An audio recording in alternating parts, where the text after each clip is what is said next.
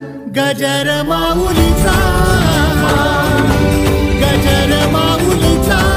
क्षणभरी आम्ही सोसिले वाईट, क्षणभरी आम्ही सोसिले वाईट, साधिले अवेट निज सुख। सांडी मांडी मागे केल्या भरोवरी, अधिकची परी दुःखाची। तुका म्हणे येणे जाणे नाही, आता राहिलो अनंताची पायी। सांडी मांडी मागे केल्या भरोवरी, अधिकची परी दुःखाची। विठाला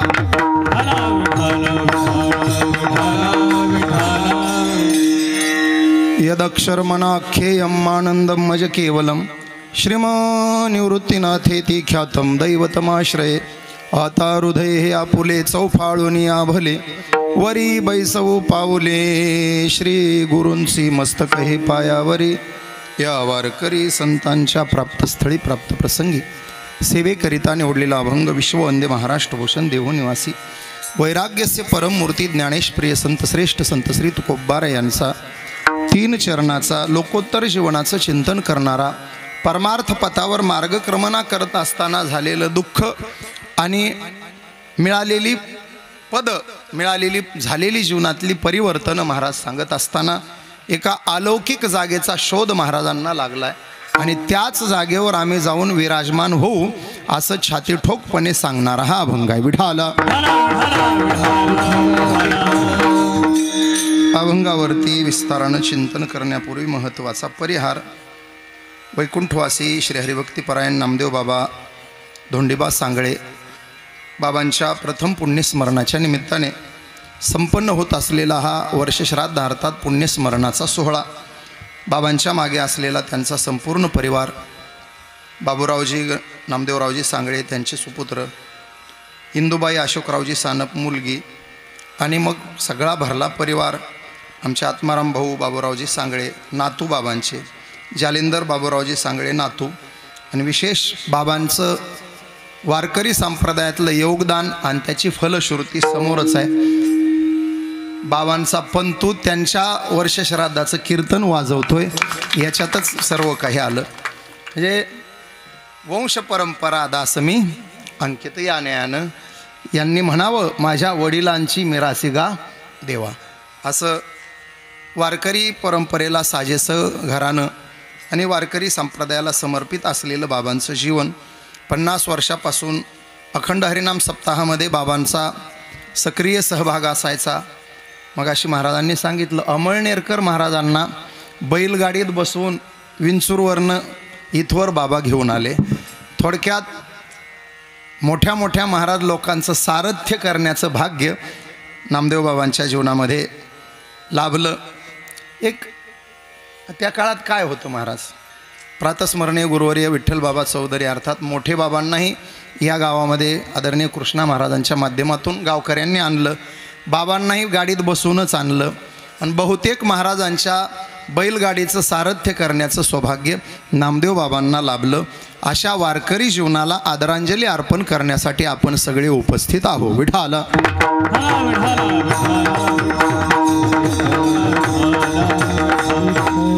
कुटुंब वारकरी आहे, कुटुंबात एक गुणवान व्यक्तिमत्व आहे म्हणून गायन वादनाची आवड सगळ्यांनाच आहे।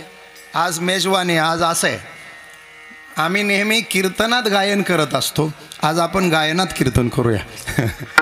महाराष्ट्रातले दिग्गज असे गुणवान मंडळी आज उपस्थित आहेत। माझे जीवलग मित्र प्रकाशजी महाराज कातकडे, संगीत अलंकार, संगीत रत्न, सुरमणी, असं सगळ्या पदव्या द्याव्या असं हे जीवन आहे। ह्या लोकांनी एक दिवस नाही महाराज 20-20, 25-25 वर्ष गायन क्षेत्रासाठी वाहून घेतलेत, तेव्हा ही तयारी दिसून येते। दुसरे आमचे मित्र आहेत सदानंदजी महाराज कडुळे, नावातच त्यांचा आनंद आहे, नुसता आनंद नाही, सदा आनंद। गायनाचा आनंद सगळ्यांना, गायनाचे रंगी शक्ती अद्भुत हे अंगी, गायनाचे उडे आपुलिया, तुका प्रेमे नाचे गाय, गाण्यात विरोणी जाय, अशी गाण्याची ताकद आहे। आणि त्यांच्या सुरेल गायनाला लयबद्ध तालबद्ध ज्यांची साथ आहे, तालमणी तालरत्न ज्यांना म्हणावं, असे विकासजी महाराज बेलुकर, आमचे दुसरे मित्र, आपल्या नाशिक जिल्ह्याचं वैभव आज उपस्थित आहेत, ज्यांचे विद्यार्थी मला वाटतं सागर हां, सागरातले सगळे हे हिरे मोती आणलेत त्यांनी आज.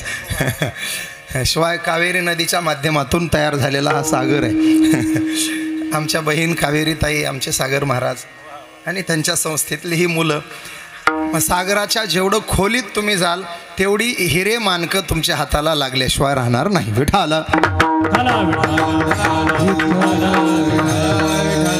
या कुटुंबातला सदस्य बाबांचा पंतू आमचा ओंकार आहे.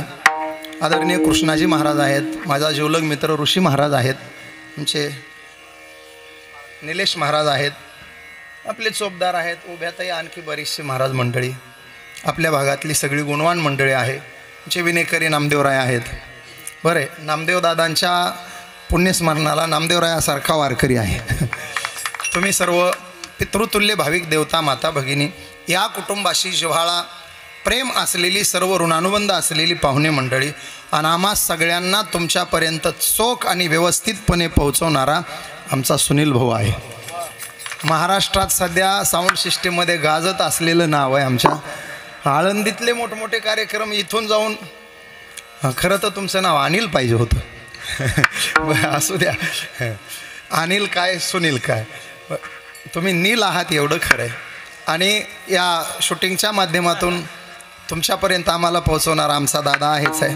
बहुतेक या भागात आलो की आमच्या भेटीला हाच असतो.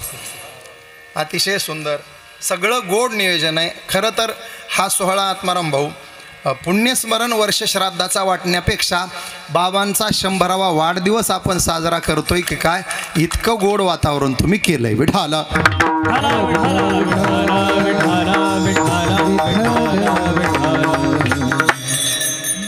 आपल्या पूर्वजांसाठी आपण करावं तेवढं कमी आहे. बाबूरावजी त्यांच्या वडिलांसाठी करतायत आणि आपल्या वडिलांना आनंद व्हावा म्हणून आत्मारामजी करतायत आणि आपल्या 3 पिढ्याला आनंद व्हावा म्हणून ओंकारची तळमळ आहे. हे सगळं एकाला, हे संस्कार आहेत ना हो. आणि हेच संस्कार गरजेचं आहे. आपल्या वागण्यातून, आपल्या बोलण्यातून, आपल्या चालण्यातून, आपल्या प्रत्येक कृतीतून आपल्या पूर्वजांचं महिमान वाढलं पाहिजे.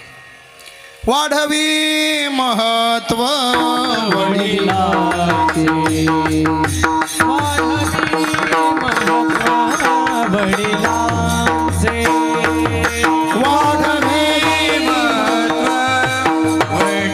शांती रूपे नोहे वाढवी महत्व वडिलांचे, शांती रूपे नोहे कोणाचा माईका, शांती रूपे नोहे कोणाचा माईका, वाढवी महत्व वडिलांचे, वाढवी महत्व शांती रूपे नोहे कोणाचा माईका, शांती रूपे नोहे कोणाचा माईका, वाढवी महत्व वडिलांचे, वाढवी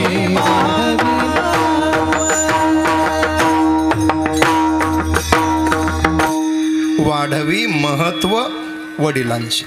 ज्ञानोबरायाचे गोड चिंतन सांगतो की ज्या कुळामध्ये एक सज्जन जन्माला येतो त्या कुळातल्या मागच्या अनेक पिढ्यातल्या पूर्वजांचा उद्धार होतो.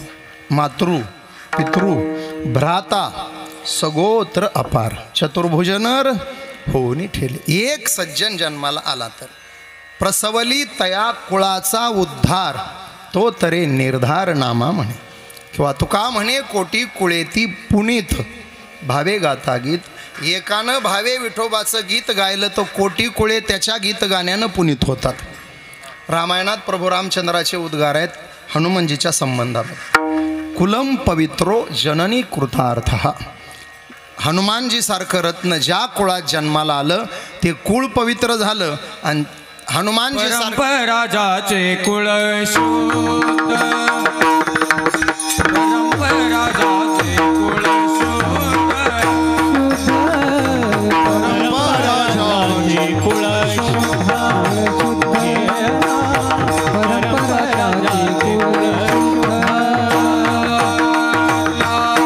देव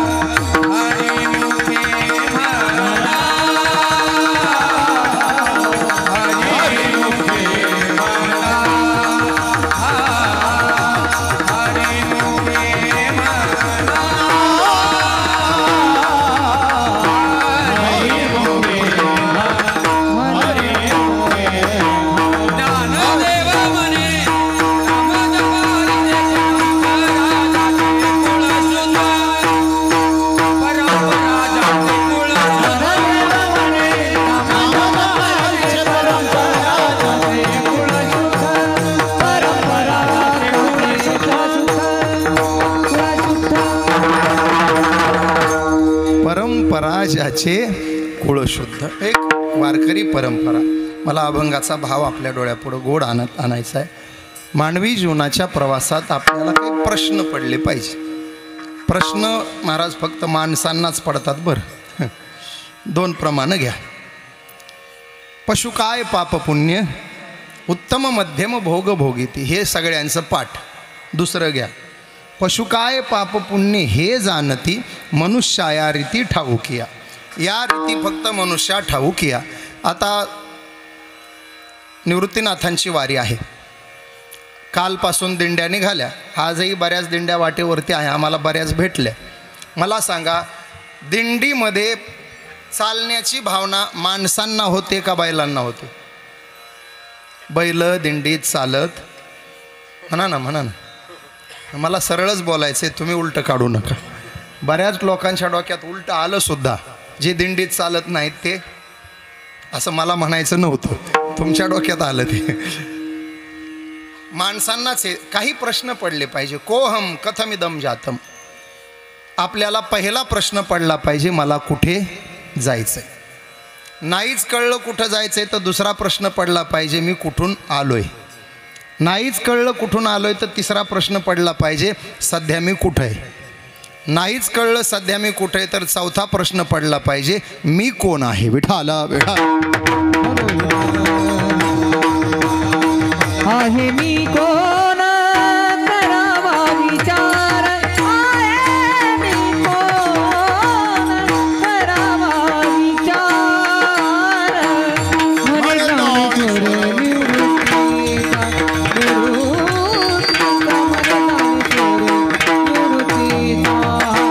आहे मी कोण, करावा विचार.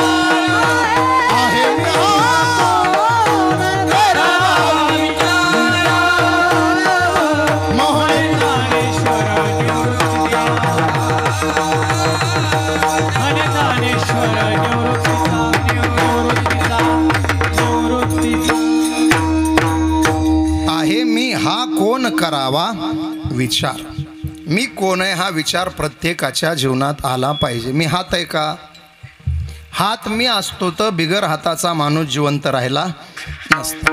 पाय मी असतो तर बिगर पायाचा माणूस जिवंत राहिला नसता. डोळा कान मी असतो तर आंधळा बहिरा जिवंत राहिला नसता. हे संबंध शरीर मी असतो तरी प्रश्नच आहे. आम्ही एखाद्या व्यवहारामध्ये पहा, एखादा माणूस गेला, त्याच्याला भिंतीला बसवलंय, बसवतात ना इकडं. गेल्यानंतर भागाभागात वेगळ्या प्रथा असतात. काही ठिकाणी झोपवतात, काही बसवतात. आमच्याकडं बसवून रुपया लावतात त्याच्या कपाळाला. इकडं तसंच हा झोपवता. हा बघा बरं बदल आहे की नाही. आमच्याकडं मेल्यावर माणूस जाळतात, इकडं जीव गेल्यावर जाळत असतील. आज मग तो बसवला, लोकांच्या रडापड्या चालल्या. आम्ही रस्त्यानं जाताना सहज विचारलं, काय झालं बाबा? त्यांनी सांगितलं, शामराव गेले. आम्ही विचारलं, कोणते शामराव गेले? म्हणले ते बसलेले गेले. मग बसलेले गेले म्हणताय, बसलं कोण आहे? शामराव गेले तर बसलं कोण? आणि शामराव इथं बसले तर गेलं कोण? बसलेला देह आहे, गेलेल्याचा शोध घ्यायचा आहे. विठाला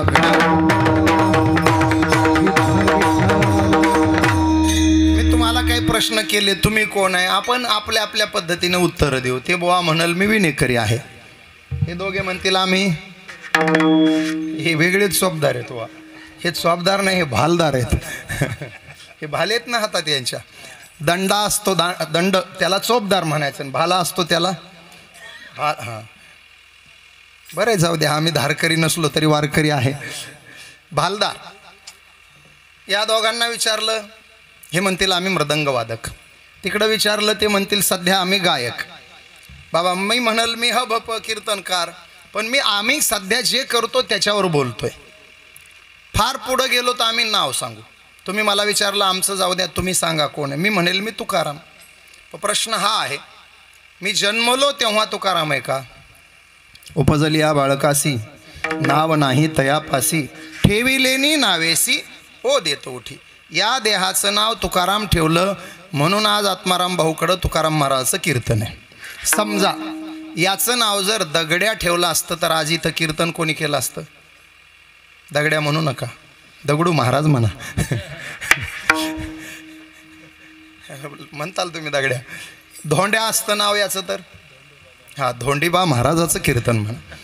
मग मी तुकाराम हे म्हणतोय म्हणून तुकाराम आहे, पण मी त्याच्या आतला कोण आहे? तुकाराम होण्यापूर्वी मी कोण आहे? तुकाराम हा भ्रम बाजूला काढला तर मी कोण असणार आहे? आणि तुकारामच्या नंतरही मी कोण असणार आहे? जे शाश्वत स्वरूप आहे, जे माझं स्वरूप आहे, नित्य आहे, शुद्ध आहे, शाश्वत आहे, ते स्वरूप मी कोण आहे याच्या उत्तरात शोधायचं आहे. विठाला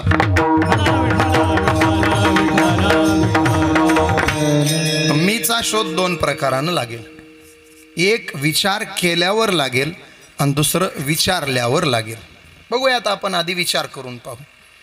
नासतो विद्येते भावो ना भावो विद्येते स्वतः, दुसऱ्या अध्यायातला श्लोक माऊली.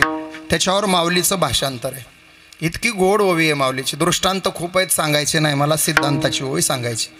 तैसे विचारिता निरसले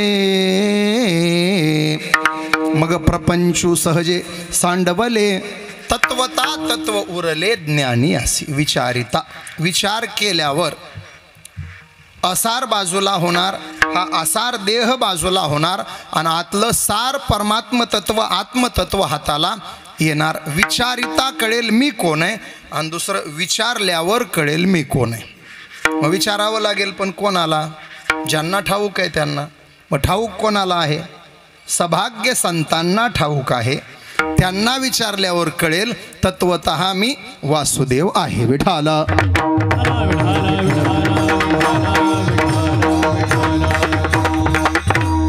मी वासुदेव कळू येईल विचारिता, आहे ठाऊक सभाग्य संता, नाही दुजा अनिक मागुता गा. हा जर वासुदेव आहे तर स्वतःला रामराव, श्यामराव, विकास विकास प्रकाश, आनंद, सदानंद असं का म्हणतोय? हा वासुदेव आहे ना, हा परमात्मा आहे. देवची बरे, देवची बरे तुका म्हणे खरे. अमर आहा, अमर आहा, खरे की पहा. महा स्वतःला जीव का म्हणून घेतो? त्याचं कारण हा जीवात्मा खोट्या असलेल्या आणि लटिक्या असलेल्या आणि उफराट्या असलेल्या मृत्यू लोकामध्ये देह संगतीत वावरतोय म्हणून. विठाला पहिल्या प्रश्नाचं उत्तर मी वासुदेव आहे, मी देव आहे. मग मी देव आहे, मी वासुदेव आहे, तर मी जीव आहे, मी देह आहे या भ्रमात का आला? त्याचं कारण संगती चुकीच्या लोकाची लागली. माऊलींची भाषा, आहा कटाकटा ओखटे ये मृत्यू लोकीचे उफराटे, येथ जरी अवचटे जन्मलासी तो. या उफराट्या जगात आपण वावरतोय. हे जग उफराटही आहे आणि खोटं लटिक मिथ्यासुद्धा आहे. लटिका व्यवहार सर्व हा संसार, लटिका व्यवहार सर्व हा संसार, लटिका व्यवहार सर्व हा संसार, लटिका व्यवहार सर्व हा लटिका व्यवहार सर्व हा संसार.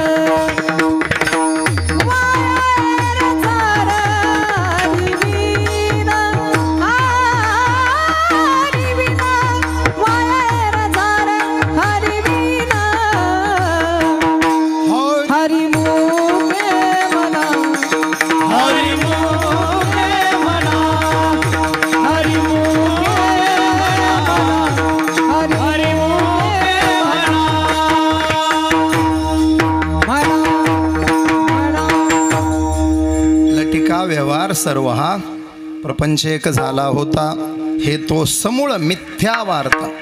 न झाला प्रपंच आहे परब्रह्म, अहम सोहम ब्रह्म आकळले. महाराज आणखी एक माऊलींचं गोड प्रमाण आहे. जे जे देखणे सकळते स्वप्नीचे मृगजळ. इथं दोन खोटे सांगितले. सोपं करतो तुम्हाला. बसलेली मंडळी सांगा, स्वप्न खरं की खोटं? ज्ञानदेव म्हणे पाहता पाहिले स्वप्नीचे चेईले कितीतरी ओव्यात. स्वप्नी निधान पावे ते चेईलिया हरप्या घवे स्वप्नीची अनेकता चेईलिया नोही. कितीही मोठं स्वप्न असू द्या, औषधी एकच. माऊलींनी तेही बोलून गेले. स्वप्नीचे या घाया ओखद चेओची धनंजया. स्वप्नोनी जागृती येता काय पाय दुखती पंडुसुता. स्वप्न खोट आहे, तुम्हाला पडतात तसं मलाही पडतं. आज सकाळी पडलं होतं मला. रात्री महाराज मंठ्याला सेवा केली, आपलं तर बोलणं झालं ना. रात्री 12ला प्रवास सुरू केला, 2:15ला धारणगावमध्ये आलो. ड्रायव्हरला सांगितलं बाबा मोबाईल तुझ्याजवळ ठेव, बरोबर 8:30चा अलार्म लाव, 8:30ला मला जाग नाही आली तर तू मला उठव. तो हो म्हटला.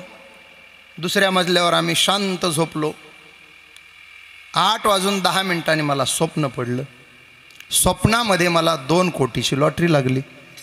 आज सकाळी आनंद झाला. मी हेड ऑफिसला गेलो, पैसे ते म्हणले बँकेत मिळतात. म्हणलं चला. ते म्हणले 2 कोटी मिळणार नाही, 14% महाराष्ट्राचे आणि 14% केंद्र सरकारचे, 28% वजा होतील.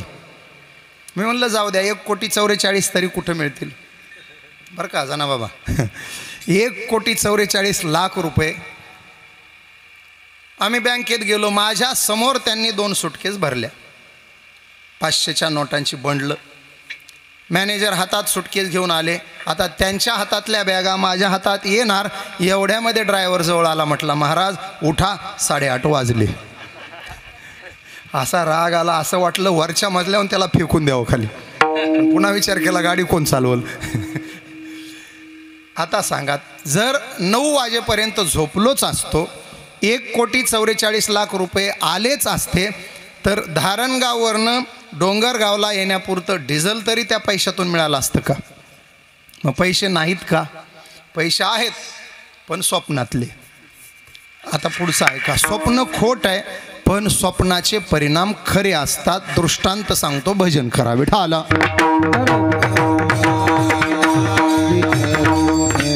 ऐका, स्वप्न खोट आहे पण परिणाम कसे? एक जण झोपला 12x12च्या खोलीमध्ये. 1 RK होतं. मागं किचनमध्ये बायकोचा काहीतरी स्वयंपाक चाललेला. सकाळी 8 वाजले तरी थंडीमुळं हा जागा नाही झाला. गोधडी पांघरून झोपला. दारिद्र्यच असल्यामुळं गोधडी ठीक नव्हती, 2 ठिकाणी फाटलेली गोधडी. फाटलेल्या गोधडीत याचे हात गेले आणि असे हात पोटावर ठेवून सगळं अंग मध्ये, हात गोधडीच्या बाहेर. गाढ झोपला. स्वप्न पडलं. स्वप्नात जंगलात गेला. वाघ मागे लागला. हा पुढे, वाघ मागे, हा पुढे, वाघ मागे. पळता पळता वाघानं याला गाठलं, पाठीत पंजा मारला. तसा हा जोरात ओरडला, मेलो वाचवा. वाघ आणि मेलो वाचवा म्हणण्याच्या नादात हात वर झाले आणि गोधडीचा कार्यक्रम झाला. टर्कन आवाज आला. बाई धावत आली. तोंडावर पाणी शिंपडलं. काय आलं? तो म्हणला वाघ. तिनं परत पाणी टाकलं. कुठं आहे वाघ? पूर्ण सावध झाला. तो घरात पाहतोय, समोर बायको. त्यानं म्हणला तेही बरोबर आहे, साक्षात तू घरात उभे असताना त्याची तरी काय हिंमत आहे येण्याची. माझा दृष्टांत संपला. आता सिद्धांत आहे का? स्वप्न खरंय की खोटं? खोटं. वाघ खरा की खोटा? खोटा. त्यानं मारलेला पंजा खोटा आणि घरातलं फाटलेलं गोधडं इथं घोटाळा आहे. स्वप्न खोटं आहे पण परिणाम त्याचे खरे असतात. बायको म्हणली काय वेड्यासारखं, किती घामाघूम झालाय तुम्ही? तो म्हणला मग पळालोच तेवढा. आता सांगा, पळणं खरं आहे की खोटं? खोटं. पण घाम खरा आहे की खोटा? स्वप्न खोटं आहे, परिणाम खरे दाखवतं. संसार खोटा जरी असला, लटिका जरी असला, तरी आपलं अधपतन मात्र तो सत्यानं आणि खऱ्यानंच करतो. विठाला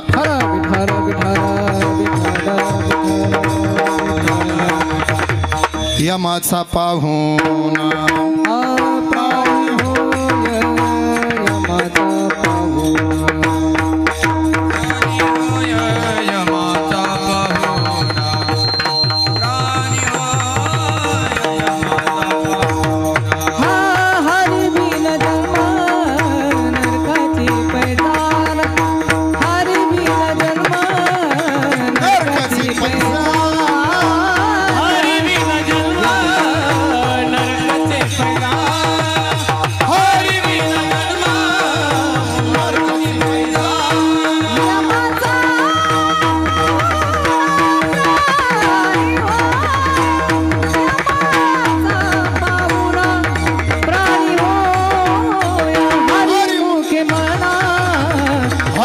मुखे म्हणा हरी मुखे म्हणा हरी मुखे म्हणा हरी मुखे म्हणा हरी मुखे म्हणा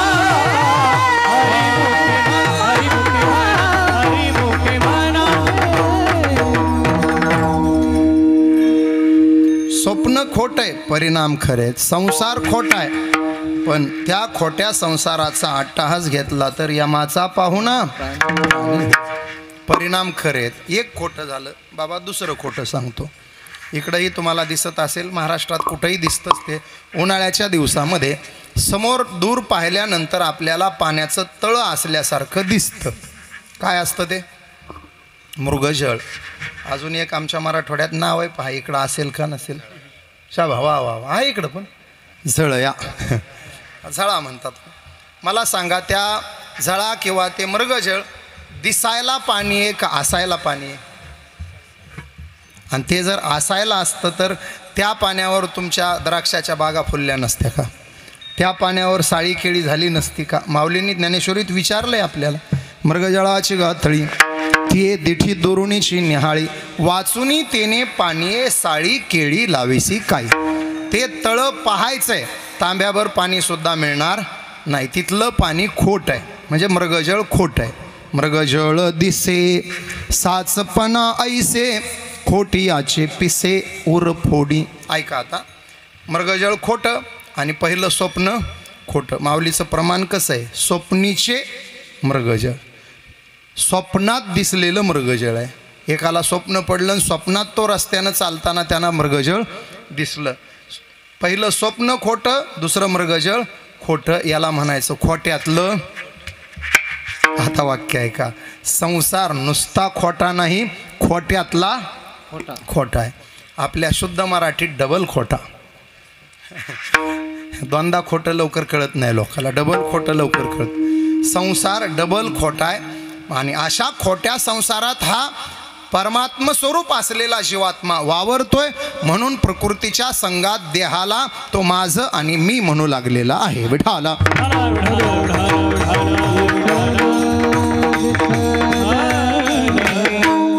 तिसऱ्या प्रश्नाचं उत्तर शोधायचं आपल्याला. हा कुठून आला? आमच्या संतांनीच खूप सांगितलंय. दुरोनी आलो मी गा, दुःख झाले दारुण, यावया येथवरी होते हेची कारण. देशवेश नो हे माझा, सहज फिरत आलो. हा देशवेश माझा नो हे सहज फिरत आलो. हा मृत्यूलोक आपला नाही. येथ जरी अवचटे जन्मलासी तू. भगवंत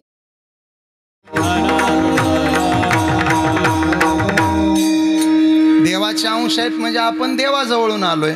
मग आता एक निसर्गाचा नियम सांगतो. जीव जर देवाजवळून आला आहे तर तो देवाकडेच गेला पाहिजे. कारण निसर्गाचा नियम आहे, जे अधिष्ठान आहे, जे मूळ स्वरूप आहे, त्याची ओढ प्रत्येक स्वरूपाला असते. उदाहरण घ्या, आकाशातून पडलेलं पावसाचं पाणी नदीत पडलं, नालीत पडलं, शेवटी जातं कुठं? बोला बोला. समुद्रमापम प्रविशंती यद्वत. आ तुका म्हणे गंगा सागर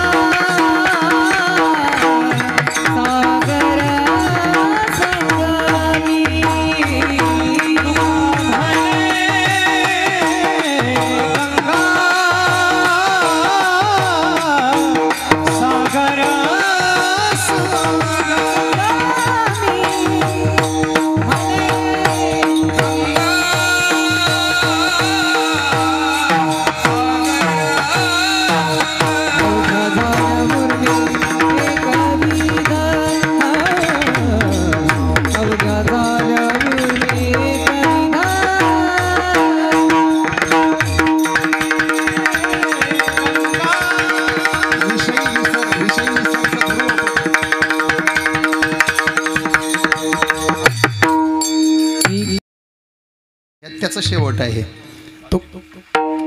माझी मज झाली अनावर वाचा छंदया नामाचा घेत तुका म्हणे गंगा सागर संगमी अवघ्या झाल्या उर्मी गंगा सागरालाच का जाते कारण ती सागरातून आली आहे हा बाष्पीभवनाचा सिद्धांत आहे तुम्हाला ओवी नंतर सांगतो उदाहरण घ्या एक खेडेगावातली शाळा इयत्ता 5वीचा वर्ग 15 दिवसासाठी एका शिक्षकांची नेमणूक शाळेवरती झाली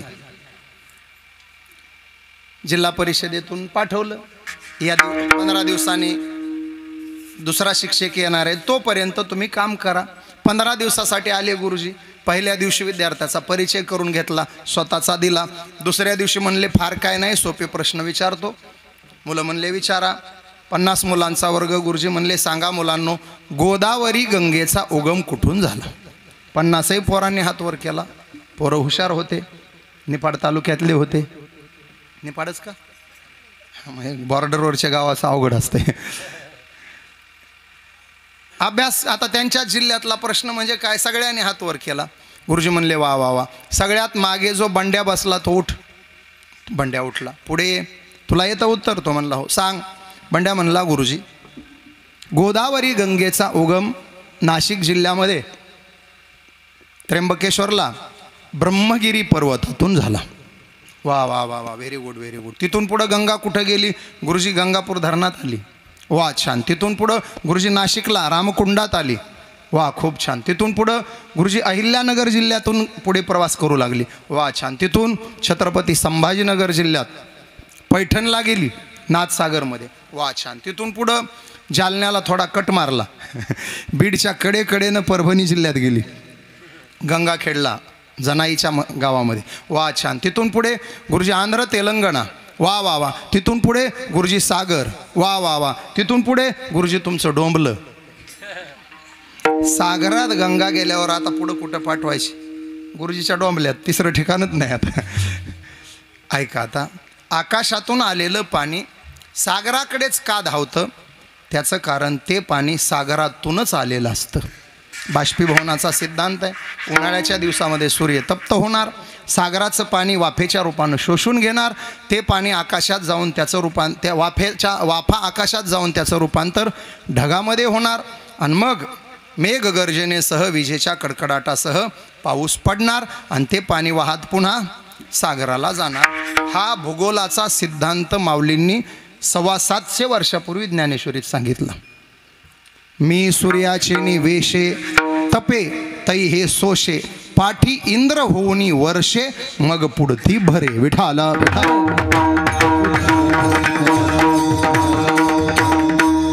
आपण देवापासूनच आलो असल्या कारणाने आपल्याला देवाकडेच जायचे व्यावहारिक भाषा पहा एखादा माणूस मेला त्याच्या फोटोला हार घातला छोटी मुलं विचारतात बाबा यांना असा हार का घातला मग आपण म्हणतो ते आपल्यामध्ये नाही आहेत मग आपल्यात नाही म्हणजे कुठं गेले मग मोठी माणसं म्हणतात बाळा हे फोटोला हार घातलेले देवा घरी गेले कुठं गेले देवा आणि देवाच्याच घरी जायचे सगळ्यांना कारण देवा घरूनच आलो असल्या कारणाने देवा घरीच जायचे जाण्याच्या प्रकारात आपल्याला 3 टप्पे पडता येतील आपली झाली तर मुक्ती होईल नाही मुक्ती झाली तर आपल्याला सद्गती मिळेल आणि दोन्हीतून जर आपण हुकलो तर नाईला जास्त आपली अधोगती अथवा दुर्गती झाल्याशिवाय राहणार खाती ते न करा होने गाढवा कुतरा होने गाढवा कुतरा होने गाढवा कुतरा खाती ते न करा होने गाढवा कुतरा होने गाढवा कुतरा होने गाढवा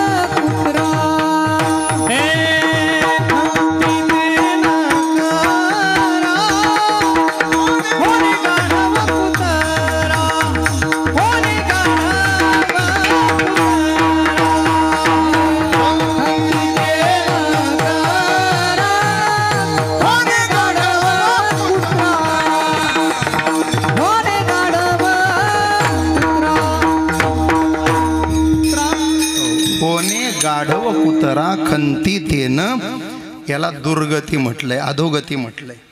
सद्गती उत्तमची गती तो एक पावेल, उत्तम भोगील जीव. महाराज वर लोकांतर सांगितले.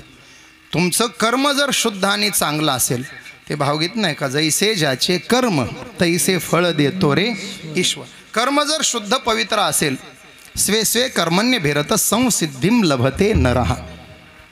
बिलकुल तुम्ही 100 जन्म जर ब्रह्मकर्म करत असाल तर तुम्ही ब्रह्मपद नावाच्या पदाला जाऊ शकता. ब्रह्मलोक. 101 जन्मा जन्मोनी ब्रह्मकर्म वरचं पद आहे. करी तोच ब्रह्मा आणून हे. 100 यज्ञाचं पुण्य जर तुमच्या झोळीमध्ये असेल तर तुम्हाला स्वर्गलोकापर्यंत जाता येईल. ते पुण्यमासाद्य सुरेंद्र लोकम अश्नंती दिव्यान दिविदेव भोगा. शतमख संपत्ती स्वर्गीची. महाराज ज्ञानेश्वरीत एक व्रत सांगितलं, पितृतर्पण नावाचं व्रत आहे. आता सांगळे परिवारातले आमचे बाबूराव दादा आहेत, त्यांच्या वडिलांचा हा विधी चाललेला आहे. वडिलांसाठी काही माणसं व्रत स्वीकारतात. आपल्याकडं फक्त एखादी वस्तू सोडण्यापुरता आपण स्वीकारतो. दशक्रियेच्या दिवशी ब्राह्मण आपल्याकडून संकल्प करून घेतात, एक पदार्थ काहीतरी सोडा. मग कोणी चहा सोडतं, म्हणजे शक्यतो जे कमी आवडत आहे तेच सोडतात लोक. काहीतरी सोडतात. कोणी एखादी वांग्याची भाजी खात नाही वर्षभर, कोणी म्हणतं मी दूध घेणार नाही, कोणी म्हणतं मी शेवया खाणार नाही. एक काहीतरी सोडायचं राहतं. वर्ष श्राद्धाला आज पूजा झाल्यानंतर आजपासून ते सुरू करायचं. ठीक आहे. काही लोक महाराज दररोज वडिलांचा अंत्यविधी झाला तेव्हापासून वर्ष श्राद्ध येईपर्यंत दररोज वडिलांच्या नावानं पिंडदान करतात. त्याचं गरुड पुराणानं सांगितलेलं सूत्र असं आहे, माध्यान्नाच्या वेळेला म्हणजे बरोबर 12 वाजता तुमचं काय त्यातले त्यात भात असेल तर उत्तम. दुपारी भात 11च्या नंतर शिजवून बरोबर 12ला त्या भाताचा गोळा पिंड करून तो समोर उघड्यावरती त्याचा पिंडदान विधी करून अंगठ्याच्या द्वारा हे पितरांना या अशा माध्यमातून पाणी दिलं जातं. असं व्रत करतात. फक्त एक नियम आहे या व्रतामध्ये, हे व्रतस्थ जर माणूस वर्षभर असेल तर त्याला बाहेरचं पाणीसुद्धा घेता येत नाही. प्रवासाला निघाला तर तो येईपर्यंतचं पाणी सोबत घेऊन प्रवास करेल. बाहेरचं त्याला खाता येत नाही, जेवण करता येत नाही, फक्त पाणीसुद्धा घेता येत नाही. असं जर वर्षभर तो व्रत करत असेल, काही काही लोक जीवनभर करतात महाराज. मग महाआलय असलेलं प्रयाग तिथं जाऊन महाश्राद्ध करावं लागतं, मग ती त्याची पूर्णाहुती होते. अशी पितरांविषयी भावना ठेवून काही व्रतस्थ असलेली जी मंडळी आहे, ज्ञानोबाराय म्हणतात मृत्यू पश्चात त्यांना पितृलोक प्राप्त होतो. आता ओवी ऐका. अथवा पितरांची व्रते वाहाती जयाची चित्ते, जीवित्व सरलिया तया ते पितृत्व वरी. योगी चंद्रलोकापर्यंत जातात. तत्र चांद्रमसम. काही दिवस तिथं राहतात आणि मग पुनश्च ते एखाद्या चांगल्या घरात जन्माला येतात. सुचीनाम श्रीमताम गेहे योगभ्रष्टो विजायते. महाराज काही लेकरं 4 वर्षाचेच असतात. आपण रियालिटी शो पाहतो टी व्हीला. चांगल्या चांगल्या पंडितांची मती गुंग होईल अशा मैफिली ते 4-4 वर्षाचे लेकरं गाजवताना दिसतात. काही तालवाद्य वाजवतात महाराज. आता तुम्ही तुम्हाला माहित आहे यातलं काठिण्य किती आहे. आपल्याकडं म्हण आहे, सुर गया तो सिर गया और ताल गया तो खाल गया. अंगावरची सालच गेली म्हणायचं ताल गेला की, आणि सूर गेला की सिरच कटलं म्हणायचं. आमच्यासारख्याचं जमतंय 19-20 कारण आम्ही आपलं IQ गाणं म्हणतो. हे शिकलेले लोक आहे ना. असं गाणं एवढं तयारीचं ती लेकरं गातात. काय काय 4-4 वर्षाचे लेकरं. मृदंगच नाही महाराज, कुठलंही तालवाद्य त्याच्या पुढं ठेवा. ढोलक द्या, ढोलकी द्या, संबळ द्या, तडमताशा द्या, DJ द्या, ड्रम द्या, तितक्याच ताकदीनं तितकंच सुंदर वाजवतं. समजून घ्यायचं त्यानं या जन्मात काहीही तयारी केलेली नाही. मागच्या जन्मात जीवनभर ते तयारी करत होतं, त्याचं परिणाम फलस्वरूप 4थ्या वर्षी त्याला ते साध्य झालंय. आपल्या जोग महाराज संस्थेचे अध्यापक होते पूजनीय निकम बाबा. निकम बाबांनी आयुष्यभर 4-4 तास पेटीचा रियाज केला. पण शेवटही बाबांचा स्वर लागला नाही. बाबा म्हणायचे आमचं कीर्तन पूर्वेला असतं आणि स्वर पश्चिमेला असतो. मग त्यांना सगळे हसायचे, बाबा तुम्ही गाण्याचा रियाज कशासाठी करता? बाबा म्हणायचे मी गाण्याचा रियाज या जन्मात गायक होण्यासाठी करत नाही, मला पुढच्या जन्मात गायक म्हणून जन्माला यायचंय, म्हणून आता रियाज करतो. अगदी त्याच्या उलट घ्या. बोधे बाबांकडं हजारो चाली होत्या, गाथा पाठ होता. बोधे बाबांना बरेच जण म्हणायचे, बाबा अहो तुमचा गाथा पाठ आहे, सहज बोलायला उभं राहिला तर 10 चाली आणि 10-5 मिनिटाचं चिंतन केलं तर 2 तास कडीला जातील, कीर्तन करा. बोधे बाबांनी सांगायचं माझा हा जन्म फक्त भजन करण्यासाठी झालाय, कीर्तनकार मी पुढच्या जन्मात होणार आहे. याला म्हणायचं सुचीनाम श्रीमताम घेहे योग भ्रष्टो विजायते. उत्तम भोगील जीवखानी, लोकांतराला जाणं किंवा उत्तम जीवखानीमध्ये जन्माला येणं सद्गती आहे, आणि त्याच्या वरची आहे मुक्ती. तेने मुक्तिचारी साधी आल्या. 4 मुक्तीमध्ये हरिपाठात माऊली म्हणाले वैकुंठ भुवनी घर केले ही सलोकता, लक्ष्मी वल्लभ तया जवळी ही समीपता, चतुर्भुज नर होऊन ठेले ही सामिप्यता, आणि समाधी संजीवन हरिपाठ ही सायुज्यता. विठाला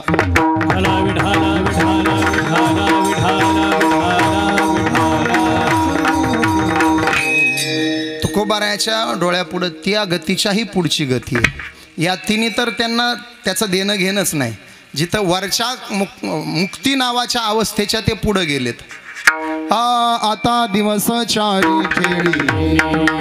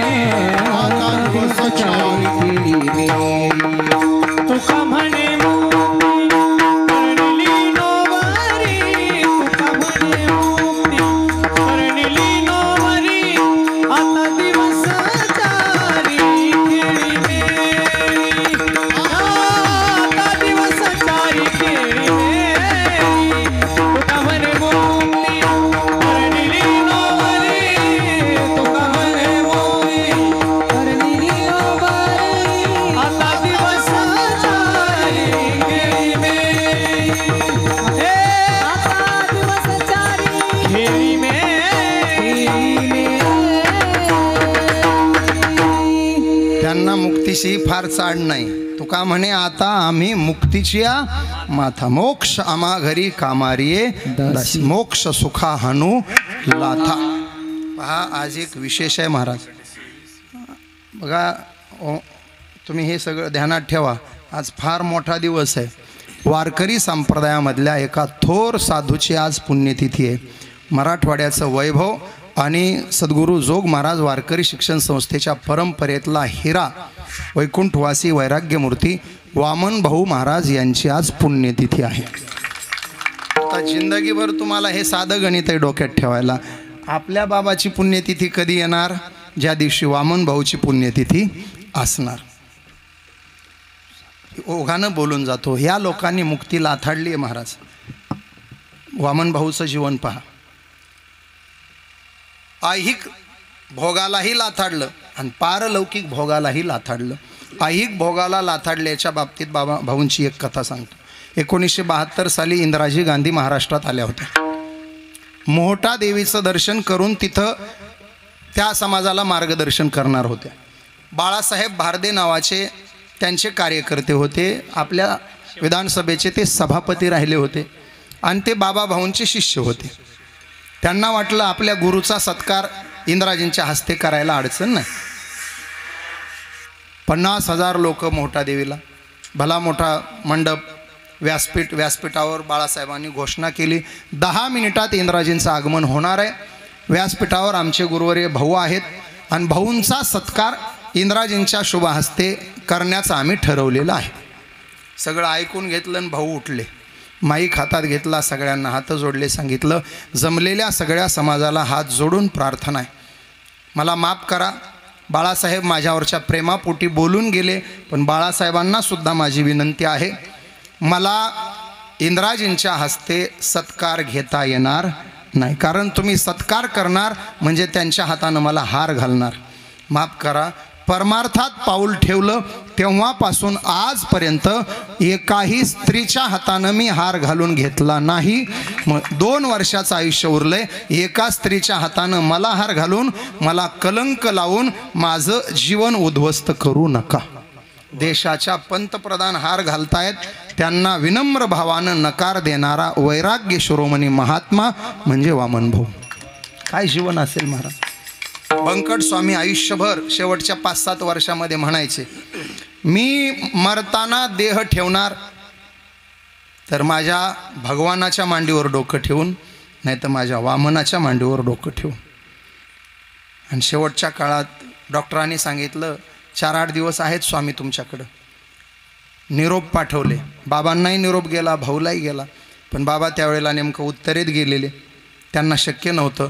भाऊंना निरोप उमापूरला मिळाला, आपल्या गेवराई तालुक्यात उमापूरला. भाऊंचं कीर्तन रात्री 12ला कीर्तन संपलं. आणि त्या काळात काय महाराज, फोन आहे का काय, माणूस आला आणि स्वामींची प्रकृती खालावली आहे, तुम्हाला स्वामींनी बोलवलं आहे. रात्री 12 वाजता बैलगाडीत बसून गेवराईपर्यंत गेले महाराज भाऊ. आणि त्या काळात एखाद दुसरी गाडी असायची वेळेला सुटणाऱ्या गाड्या, त्या गाडीनं भाऊ पोहोचले. भाऊ पोहोचल्याबरोबर स्वामींचे डोळे भरून आले आणि जमलेल्या लोकांना सांगितलं, म्हणालो होतो ना, एक तर माझा भगवान, नाही तर माझा वामन. माझा वामन आला, आता मी जायला मोकळा झालो. मांडी घालून वामन भाऊ बसवले. स्वामींनी आपलं डोकं भाऊंच्या मांडीवर ठेवलं आणि सांगितलं, आता मी मरायला मोकळा झालो. बंकट स्वामीसारख्या सिद्धहस्त महात्म्याला देह ठेवण्याकरता ज्यांची मांडी निवडावी वाटली, अशी पवित्र मांडी असलेला महात्मा म्हणजे वामन भाऊ. सोपं आहे का महाराज हे. आणि बंकट स्वामी म्हणजे काय साधी गोष्ट आहे. बालगंधर्वासारख्या एका सिद्धहस्त अभिनेत्याला आणि गायकाला बंकट स्वामीच्या चाली बसवण्याची इच्छा झाली. 3 महिने काकडा ऐकला महाराज बंकट स्वामीचा, समोर बसून बालगंधर्वांनी. आणि बालगंधर्वांनी स्वामींच्या चाली बसवल्या. हजारो चाली वारकरी संप्रदायाला स्वामींनी बहाल केल्यात. तुम्हाला सांगू, जोग महाराजांकडे 2 रत्न होते. मामासाहेब म्हणजे शब्द ब्रह्माचा पुरस्कार करणारं रत्न, आणि बंकट स्वामी म्हणजे नाद ब्रह्माचा पुरस्कार करणारं रत्न. आणि तुम्हाला सांगू, कीर्तनामध्ये जर परब्रह्माला उभं करायचं असेल तर नादब्रह्मही लागतं आणि शब्दब्रह्मही लागतं. आमचं बोलणं कोरडं आहे, त्याला झालर आणि ओलावा देण्यासाठी लागतं गाणं. या मंडळीकडून निर्माण होतं ते नाद ब्रह्म, आमच्या बोलण्यातून निर्माण होतं ते शब्द ब्रह्म. आणि जेव्हा शब्द ब्रह्माला जोड मिळते नाद ब्रह्माची, तेव्हा कीर्तनामध्ये परब्रह्माचं अवतरण झाल्याशिवाय राहत नाही. ही आपली परंपराच आहे. नामदेवराय बोलणारे होते शब्द ब्रह्म, आणि ज्ञानोबाराय गाणारे होते नाद ब्रह्म. विठाला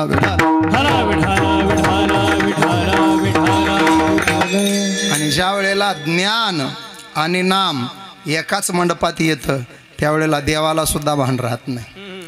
नामदेव कीर्तन करी, नामदेव कीर्तन करी, पुढे देवनाचे पांडुरंग, पुढे देवनाचे पांडुरंग. नामदेव कीर्तन करी, नामदेव कीर्तन करी, नामदेव कीर्तन करी, पुढे देवनाचे पांडुरंग, पुढे देवनाचे पांडुरंग. नामदेव कीर्तन करी, जणी म्हणे ज्ञानदेव बोला अभंग, अभंग बोलता रंग कीर्तनी भरला, प्रेमाचे निछंदे विठ्ठल नाचू लागला. नाचता नाचता देवाचा गळला पिता.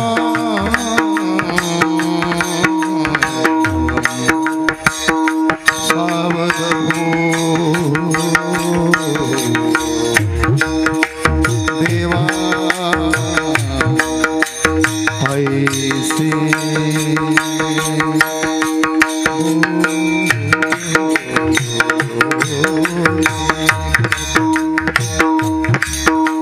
सावध होय, सावध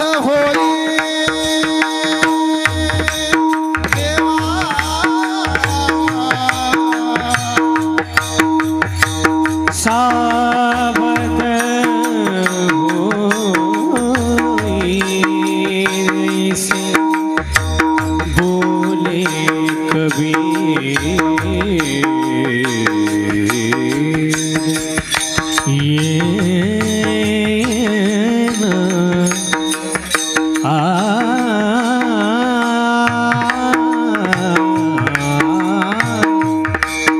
सावध होए ऐसे बोले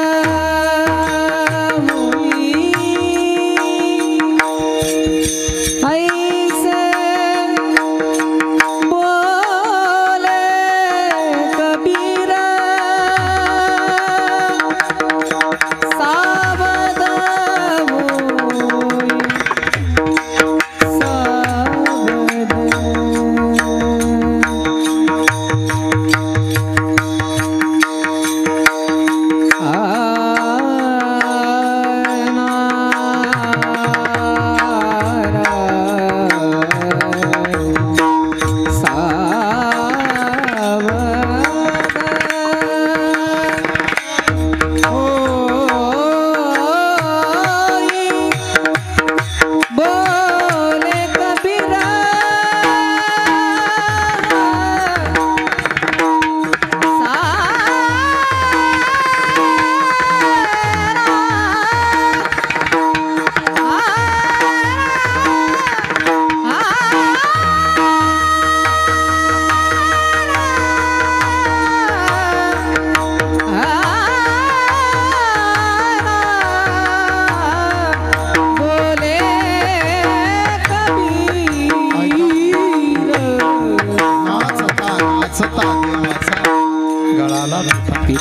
रंग भरे कीर्तनात मी हरिदासनाच तेथे असे देव उभा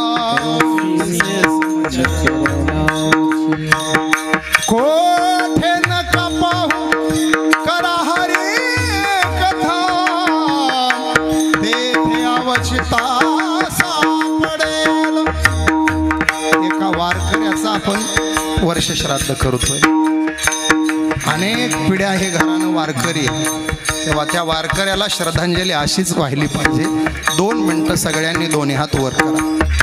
जिथं देवाचा पितांबर या नाद ब्रह्मानं फिटलाय, बेभान होऊन देव नाचायला लागलाय, तिथं आपली टाळी मृदंगाचा लयबद्ध नाद, आपल्या टाळ्यांचा कडकडाट, टाळांचा गुळगुळा असा नाद आणि या सुरेल गायकांचा मंजूळ आवाज बाबांना श्रद्धांजली देण्याकरता वैकुंठापर्यंत गेला पाहिजे. सगळ्यांनी आमच्या मागे भजन म्हणायचं. पांडुरंग पांडुरंग पांडुरंग पांडुरंग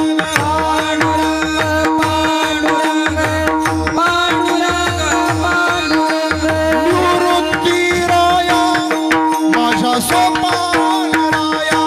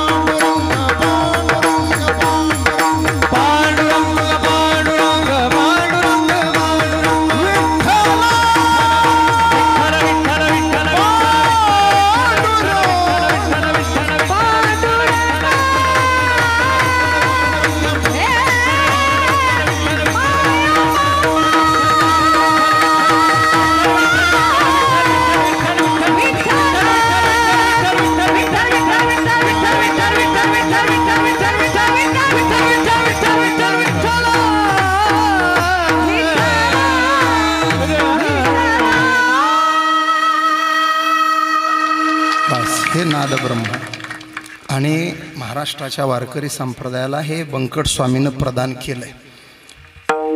महाराज मी हे उपस्थित आहेत म्हणून बोलत नाही. अशी गायक मंडळी असे वादक आम्हाला मिळाले. आम्हाला कीर्तनाला काही लागत नाही महाराज.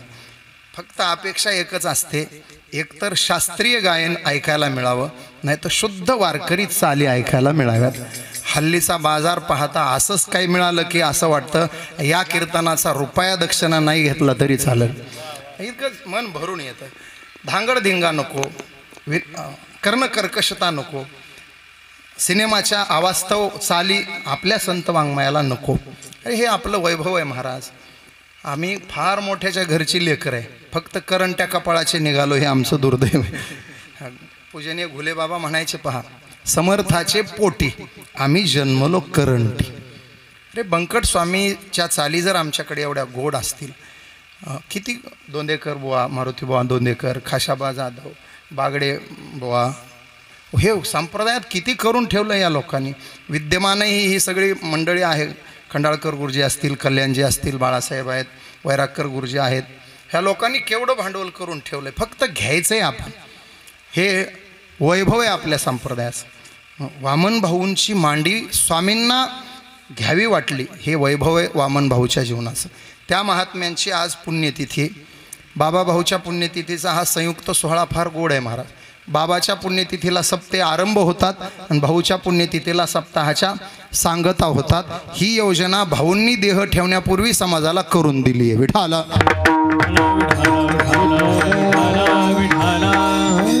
हे बाबांचं जीवन त्या परंपरेत गेलंय. वारकरी भजन, वारकरी परंपरा, साधू संतांची सेवा. बाबांच्या श्रद्धांजलीच्या बाबतीत एकच वाक्य बोलल, जी माणसं देह असतानाच भगवताच्या इतक्या जवळ गेलेत, भगवत स्वरूप व्हायच्या जवळ जाऊन पोहोचलेत, ती लोक मरणानंतर आणखी इतरत्र जातीलच कशी. देवाचं ब्रीद आहे हे. ते मरणा आईलीच कडे मज मिळवणी गेले पुढे, मग मरणी आणखीकडे जातील केवी. मरणानंतर देव जर त्यांचा अंगीकार करणार नसेल तर देवाचं डोकं ठिकाणावर नाही असं म्हणावं लागेल. अरे ते मरणापूर्वीच देवाच्याच प्रवाहात आहेत. मग तुकोबाराय आपल्याला आज ती जाणीव करून देतात कुठे जायचं आहे आपल्याला. तुकोबाराय सांगतात, तुम्हाला हा माझा मार्गदर्शक सल्ला असेल, कारण मी ती जाण्याचं ठिकाण निवडलं आहे. आपण सगळ्यांनी तुकोबारायांनी निवडलेलं ठिकाण निवडायचं आहे. 4 प्रश्न होते ना आपले. मी कोण आहे? वासुदेव. सध्या कुठं आहे? खोट्या उपराट्या जगात. कुठून आलाय? देवापासून. मग गेला पाहिजे कुठं? देवाकडं. तुकोबाराय अभंगाच्या शेवटच्या चरणातून हा भाव आपल्या डोळ्यापुढं आणणार आहेत.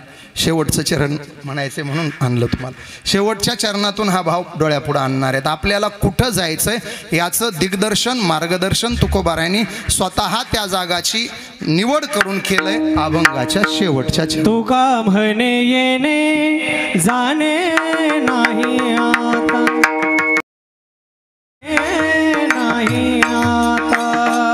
म्हणे जाणे नाही आता, तुका म्हणे जाणे नाही आता. तुका म्हणे येणे जाणे नाही आता, तुका म्हणे येणे जाणे नाही आता.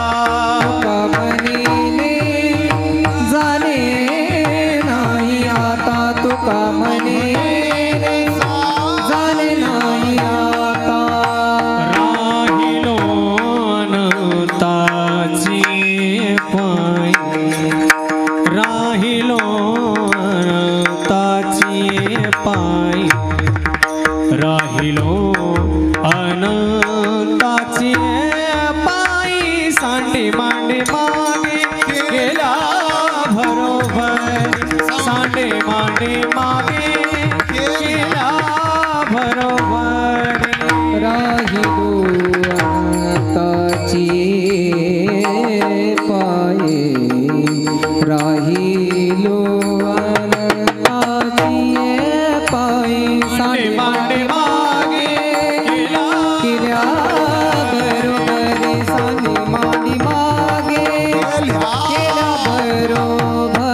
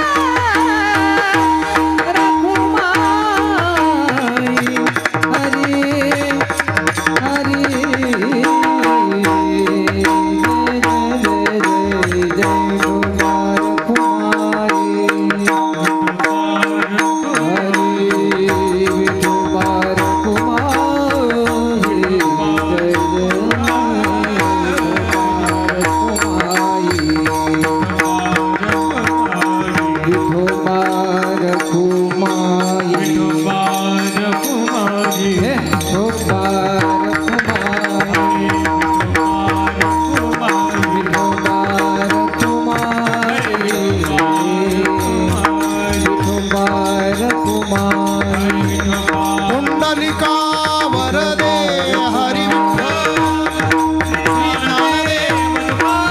श्री गुरु निवृत्तीनाथ माऊली ज्ञानेश्वर महाराज जगद्गुरु तुकाराम सद्गुरु जोग. कीर्तनकाराचा सुद्धा अभ्यास करावा लागतो बरं, त्याची उंची सुद्धा मापली पाहिजे.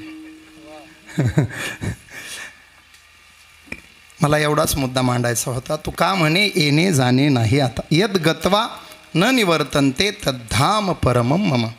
जिथं गेल्यानंतर पुन्हा येण्या जाण्याचा प्रश्न शिल्लक राहत नाही, ती जागा बैसले शेजारी गोविंदाच्या, राहिलो अनंताची पायी. तिथं तुकोबारायांनी निवड केली जागेची. आपल्या सगळ्यांनी ती जागा निवडावीन, तिथं जाण्यासाठी अट्टहास करावा याजसाठी केला होता. त्याचा भावच हा आहे. तसं बाबांनी जीवनभर वारकरी संप्रदायाची पताका खांद्यावर वाहिली, साधू संतांची सेवा केली, घडेल तसं भजन कीर्तन केलं. आणि काय असतं पहा, आपल्या पूर्वजांनी केलेली सेवा वाया जात नाही. माझ्या पणजोबाला रामप्रभूंनी पूजा केलेलं, त्यांच्या लंकेच्या दिशेनं प्रवासाच्या दिशेनं एक शिवलिंग, स्वयंभू शिवलिंग सापडलं. त्यांनी त्याचं मंदिर बांधलं, पूजा केली. आमच्या आजोबांनी त्या मंदिराचा विस्तार केला, पूजा केली. वडिलांनी मंदिरापुढं सभामंडप बांधला, पूजा केली. आमची 4थी पिढी आहे. 3 पिढ्यानं सेवा केली.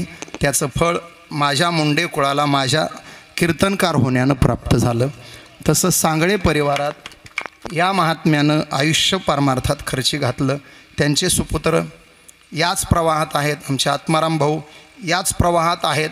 4थी पिढी आमच्या ओंकारदादाची. एक उत्कृष्ट आणि सुंदर मृदंगवादक आज या घरात तयार झाला आणि त्यांना हिमालयाच्या उंचीचे गुरु भेटलेत. आज 2 गोष्टीचा त्यांच्या जीवनात दुग्ध शर्करा योग आहे. आपल्या पंजोबाची सेवा करत असताना आपल्या गुरुच्या समोर बसून त्यांनी वाजवण्याची सेवा करतायत. हे 2 प्रकारचं भाग्य त्यांना आज लाभलं. हो का, कुळात दुसरं काय मिळायचं? बाबा दुसरं काय सांगत होते भगवान बाबा? गरज पडली तर यकर विका, पण शाळा शिका. लेकर संस्कार संपन्न. संपत्ती एकरात मोजू नका, संपत्ती लेकरात मोजा. विकासजींच्या मार्गदर्शनात आमचा ओंकार भविष्यातला एक नामवंत मृदंगवादक झाल्याशिवाय राहणार नाही. या नाशिक परिसरात फिरत असताना ओंकार सांगळे हा नामवंत मृदंगवादक असं काही दिवसात तुम्हाला ऐकायला मिळेल. फक्त विकासजीने असाच आशीर्वाद देत राहावा आणि त्याचा विकास करत राहावा. एक दिवस, आज ही सगळी गोड मंडळी आहे. ते शेवगाववरून आलेत महाराज, आमचे प्रकाशजी महाराज, सदानंद महाराज, ही सगळी मंडळी. का या कुटुंबाची तेवढी भावना, तेवढा जिव्हाळा आणि त्या जिव्हाळ्यापोटी आलेली ही मंडळी आहे. तेव्हा सर्वांच्या उपस्थितीत अशा वारकरी जीवन जगलेल्या महात्म्याला श्रद्धांजली अर्पण करायची. मला वाटलं आमचे संतोष भाऊ आज जातात काय की हिंगोली. बाबा आजच जाणार आहेत. बरं, तुमचं काही ऐकण्यात हुकलं असलं तर शास्त्रीजी आजच जाणार आहेत. जाऊ द्या, आता आपण उद्या जाऊ. नाही तर आमचं जंक्शन स्टेशन आहे ते.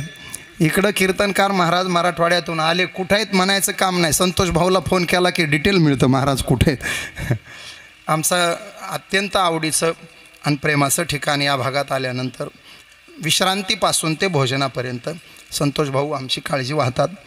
त्यांची उपस्थिती, आमचे महाराज आले. नावकरी तुकारामत नाव आहे तुमचं? हां, आपली ते ह्याला भेट झाली, तळवड्याला भेट झाली. तुकाराम महाराज आले. महाराज या गावाला 50 वर्षापासून महाराज उपस्थित राहतात. या गावच्या परमार्थाचं बीजारोपण महाराजांनी केलं. आज त्याचा वटवृक्ष झाला आणि त्या विशाल वटवृक्षाला लागलेलं हे गोड असं ओंकाराचं फळ आलं. तुमचा परमार्थ सुफल झाला, फळं चांगली लागली तुमच्या परमार्थाच्या वेलीला. अशा परमार्थाचं शिखर असलेल्या डोंगर गावात एका साधूवर्तीच्या जीवनाचा वर्षश्राद्धाचा सोहळा. सर्व गुणीजन मंडळी, तुम्ही सर्व आदरणीय मंडळी, आमचे जनाबाबा आहेत माजी सभापती, त्यांच्या घरभरणीला आम्हीच होतो सेवेला. सगळीच मंडळी तोलामोलाची आहे, सगळ्याची नाव घेत बसत नाही. सगळ्यांच्या वतीनं बाबांना आदरांजली. आमचे महाराज आहेत आशीर्वाद द्यायला. ह्या सगळ्यांच्या उपस्थितीनं कार्यक्रमाची रंगत आणि देखणेपणा वाढला. बाबांना त्रिवार वंदन, विनम्र अभिवादन, कीर्तन सेवेला विराम. ज्ञानेश्वर माऊली नारायण माऊली गणेश माऊली